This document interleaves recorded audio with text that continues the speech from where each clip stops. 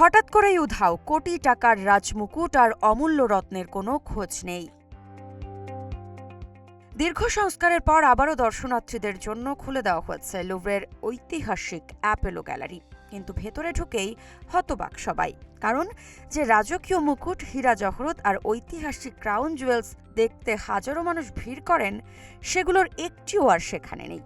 এক পর্যায়ে সামাজিক যোগাযোগ মাধ্যমে ছড়িয়ে পড়ে নানা জল্পনা। কেউ বলছেন সব উধাও, আবার কেউ প্রশ্ন তুলেছেন এত মূল্যবান ধনরত্ন কোথায় গেল। তবে বাস্তবতা ভিন্ন। প্রায় ৮৮ মিলিয়ন ইউরো মূল্যের এই অমূল্য সংগ্রহ কোনো চুরি হয়নি। নিরাপত্তা আরও জোরদার করতে ধনরত্নগুলো সাময়িকভাবে অন্যত্র সরিয়ে রাখা হয়েছে। তাই নতুন করে খোলা গ্যালারিতে এখন দেখা মিলছে শুধু দৃষ্টিনন্দন স্থাপত্য, শিল্পকর্ম আর সোনালী অলঙ্কারের। তবুও দর্শনার্থীদের হতাশা কাটছে না, কারণ যে ধনরত্নের জন্য বিশ্বের নানা প্রান্ত থেকে মানুষ ছুটে আসেন, সেটাই যদি চোখে না পড়ে, তাহলে এই ঐতিহাসিক গ্যালারির সবচেয়ে বড় আকর্ষণ কোথায়?